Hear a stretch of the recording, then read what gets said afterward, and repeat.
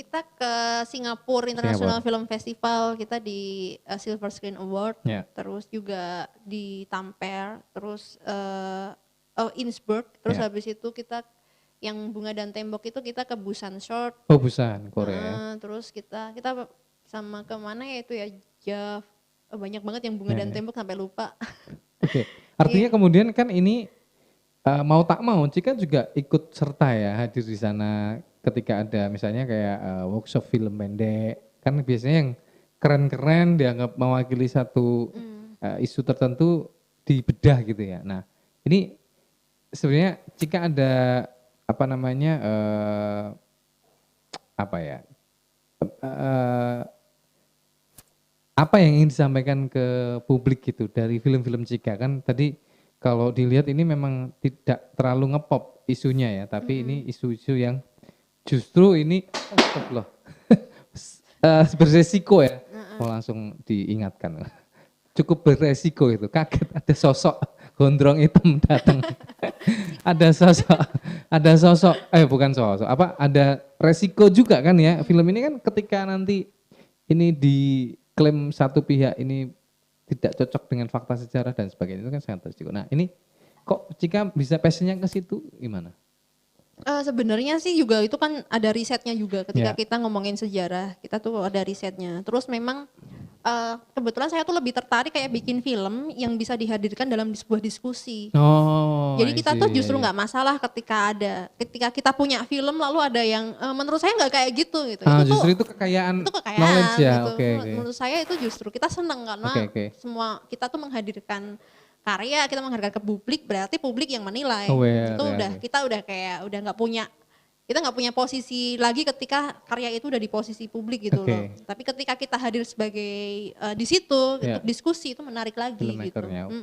Seperti itu ya. Oke, Tribuners, sebelum kita lanjutkan kita akan bacakan dulu respon-respon yang ada di dunia maya terkait obrolan kita sore ini bersama Cika, adalah salah satu sinias muda dari Jogja yang berprestasi di dunia internasional. Wah ini, sebentar. Oke. Oh ya, ada yang tanya, kan kalau produksi film itu kan memang tadi Cika nyebutin kalau fundingnya itu bisa Danais. Nah itu caranya gimana sih? Kan ada teman-teman yang mungkin baru mulai nih. Kan wah ini dananya dari mana kita? Atau Cika juga pernah patungan sama teman-teman waktu kuliah atau seperti apa gambarannya? Jadi gini, yang namanya film pendek itu memang secara pendanaan itu kebetulan di Indonesia itu justru banyak pendanaan film pendek. Malah banyak ya pendanaannya? Banyak. Nah, ketika saya ke internasional itu tuh banyak anak-anak yang dari negara lain tuh ngomong, kok di Indonesia dibiayain ya, ada biaya ini ya. Kalau mereka tuh mungkin lebih funding film panjang gitu. Di kita kan sebaliknya, malah film pendek tuh ada.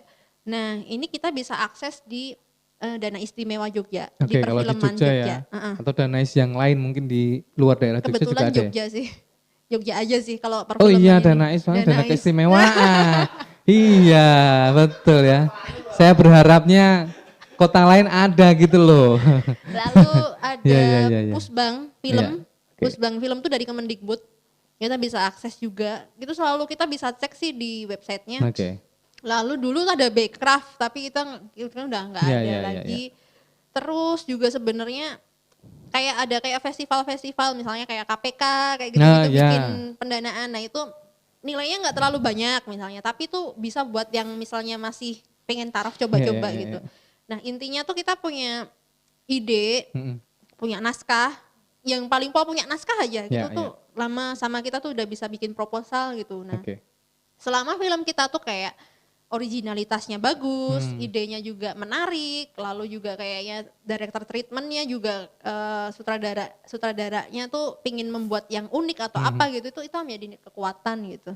Artinya muncul dengan originalitas itu penting sekali ya. Nanti kalau bingung bisa ya gabung sama teman-teman komunitas sinias Jogja ya. Iya, sebenarnya nggak ada yang orisinil lagi sih, cuma kan selalu ada semakin kita banyak punya referensi, itu juga akan semakin tahu bahwa kita tuh akan beda dari yang lain gitu. Itu dia. Sebelum kita lanjutkan juga Nah ini dia nih. Oh, dandan dulu mau ngasih koran itu. Ini kan kakak kelasmu, kamu harus sopan Santo. Ya. Oke, obrolan kita nanti profilnya Cika akan tayang di rubrik Inspiring Beauty hari Minggu besok ya Cika ya. Oke. Nah, jadi kamu berarti Minggu pagi harus ke itu pengasong terdekat ya. Biasanya soalnya Minggu cepat habis korannya. Karena sering ya sore itu WA saya narsum, Mas mau beli koran 10 di mana? Waduh saya suka, di mana ya? Oh, udah di Tribun aja. Oke ya, jangan lupa ya nanti. Dan saatnya ini kita ada segmen berani beropini untuk narasumber ya. Jadi headline hari ini salah satunya adalah masih soal pandemi yang rentan menyerang anak ya. Nah, menurut Cika sendiri seperti apa? Kan ini juga Cika punya baby juga.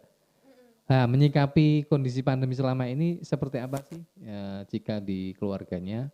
Terus terkait dengan berita itu seperti apa tanggapannya?